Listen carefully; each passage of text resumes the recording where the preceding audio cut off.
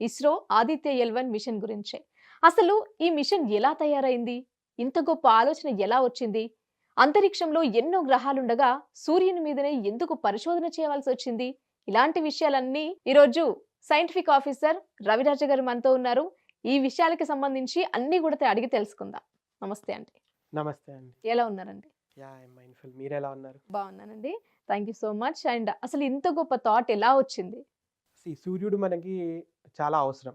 అవును. భూమి మీద జీవం ఉంది అంటే దానికి కారణం సూర్యుడే. సో, అటువంటి సూర్యుడు అత్యంత దగ్గరగా ఉన్న నక్షత్రం మనకి. సో, మనకి జీవనాధారం అని చెప్పొచ్చు. జీవనాధారమే కాదు, మనం పంపుతున్నటువంటి ఉపగ్రహాలు ఏవైతే ఉన్నాయో భూమి చుట్టూ తిరిగేవి, వాటిపైన మీద గూడా సూర్యుడి యొక్క ప్రభావం ఉంటుంది. అంటే సూర్యుడి నుంచి వచ్చేటువంటి తుఫాన్ ఏదైతే ఉంటుందో, దానిలో మనకి అత్యంత వేగంగా ప్రయాణించేటువంటి చార్జ్ పార్టికల్స్ ఉంటాయి. సో, సూర్యుడిని 2 రకాలుగా అన్నమాట. ఒకటి అసలు సూర్యుడు మనకి మెయిన్ ఆధారం అవ్వడం, దాని నుంచి వచ్చేటువంటి ఎనర్జీ మనకి ఎంత ముఖ్యమో, అలాగే మన ఉపగ్రహాల్ని కాపాడుకోవడం కూడా మనకు అంతే ముఖ్యం. అలాగే ఇప్పటికి సూర్యుడు మనకెంత దగ్గరగా ఉన్నప్పటికీ, ఎన్నో సంవత్సరాల నుంచి మనం దాన్ని పరిశోధిస్తున్నప్పటికీ, ఎన్నో అంతుచిక్కని ప్రశ్నలు ఇంకా ఉన్నాయి సూర్యుడి గురించి. సో, అటువంటి అంతుచిక్కని ప్రశ్నల్ని ఛేదించడానికే మనకి ఈ ఆదిత్య ఎల్1 మిషన్ అనేటువంటిది ఉంది.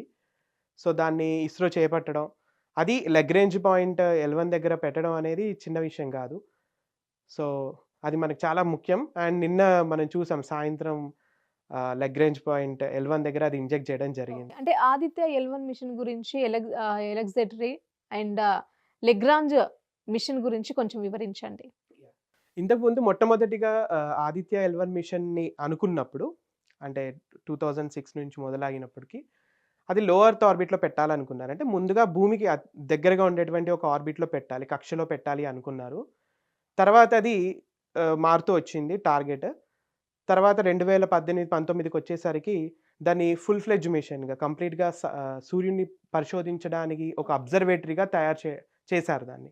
అలా వచ్చిన ఒక ముఖ్యమైన ఆలోచన ఈ ఎల్1 పాయింట్. ఓకే. ఈ ఈ లగ్రేంజ్ పాయింట్ అనేది ఏంటి అంటే సూర్యుడికి, భూమికి సంబంధించినంత వరకు మనకి 5 లగ్రేంజ్ పాయింట్స్ ఉంటాయి. అందులో ఒకటి ఎల్1. ఓకే. మిగతా 4 వచ్చేసి ఎల్2, ఎల్3, ఎల్4, ఎల్5 అని ఉంటాయి. ఓకే.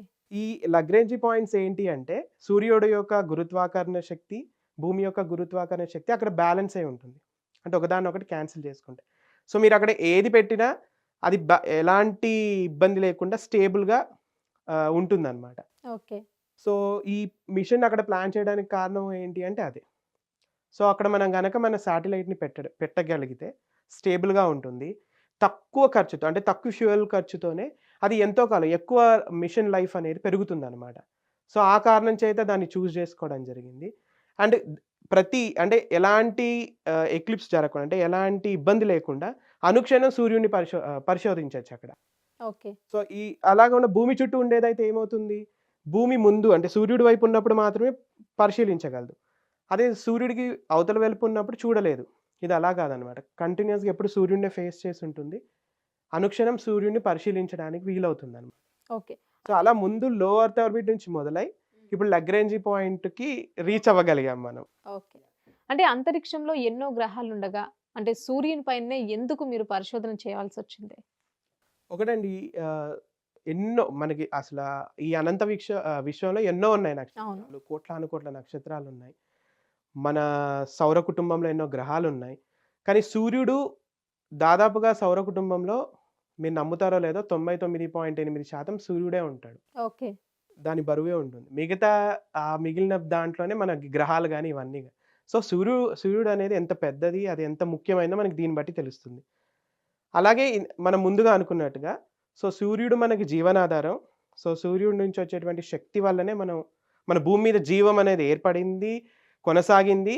జీవం అనేది ఉండడానికి కారణమైన పరిస్థితులు ఏర్పడ్డాయి సూర్యుడి వల్లే. అలాగే ఈ సూర్యుడి మీద విస్ఫోటనాలు జరుగుతాయి. రకరకాల విస్ఫోటనాలుంటాయి. ఫ్లేయర్స్ అనేవుంటాయి. కరోనల్ మాస్ ఎజెక్షన్స్ అనేవుంటాయి. వాటిని పరిశీలించాలి. అలాగే సన్ స్పాట్స్ అనేవుంటాయి. సో, ఇలాంటివి రకరకాల ఆహ్, మన ఏదైతే మనకి సూర్యుడికి, భూమికి మధ్య ఏదైతే అంటే మ్యాగ్నెటిక్ ఫీల్డ్స్ గూడా ఉంటాయి. ఓకే. సో, అవి ఎలా మారుతూ అంటే అది ఎలా ఎఫెక్ట్ అవుతుంది? అది ఎలా మారుతూ ఉంటుంది? దానివల్ల ఈ అరోరే అని ఒకటి ఫార్మ్ అవుతుంది. మీరు వినే ఉంటారు. నార్త్ పోల్, సౌత్ పోల్ దగ్గర అద్భుతమైన చూడ్డానికి చాలా అందంగా కనిపించేటువంటి అరోరే ఫార్మ్ అవుతుంది. సో, ఏర్పడడానికి కూడా కారణం ఇదే. సూర్యుడి నుంచి వచ్చేటువంటి తుఫానే.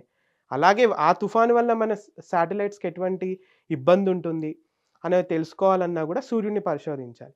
ఎందుకంటే సూర్యుడి మీద ఈ విస్ఫోటనాలు గానీ, ఈ సన్ స్పాట్స్ కానీ, ఫ్లేర్స్ కానీ ఇవన్నీ జరగడానికి కారణం సూర్యుడి యొక్క అంటే లోపల జరిగేటువంటి ఒక ప్రాసెస్ అనమాట అది. Dynamo process. సో, దానివల్ల మనకి ఇవన్నీ గూడా ఈ విస్ఫోటనాలు జరుగుతున్నాయి. సో, అందులో ఒక్కటి మన భూమి వైపొచ్చినా చాలు. మనం ఇదవ్వడానికి. సో, అందుకే దాన్ని ఖచ్చితంగా మనం స్టడీ జేయాలి. ఇప్పుడు 'ఆదిత్య ఎల్-1' మిషన్‌లో ఒక ఆబ్జెక్టివ్ గూడా అదే. ఓకే. అంటే ఇప్పుడు లైక్ సూర్యుడి మీద ఉన్న బ్లాక్ పాయింట్స్ ఏంటి? అసలవి ఏర్పడడానికి కారణం ఏంటి? సో, మనం ఏదైతే సూర్యుడిని చూసినప్పుడు ఆ నల్లని మచ్చలేవైతే ఉంటాయో, సో, వాటిని సన్ స్పాట్స్ అని పిలుస్తాము. ఇవి చాలా పెద్దవి. ఇవేంటి అంటే దాదాపుగా భూమి కన్నా గూడా ఎన్నో రెట్లు పెద్దవి గూడా ఉంటాయి. చూడ్డానికి చిన్న చిన్న మచ్చల్లాగా సూర్యుడి పైన కనిపిస్తాయి. నేరుగా చూస్తే కనిపించవు.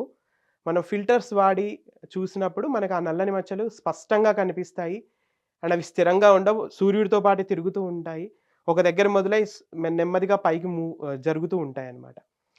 సో, ఇది చాలా అద్భుతమైన విషయం. అలాగే ఇవి ఎప్పుడూ ఉండవు.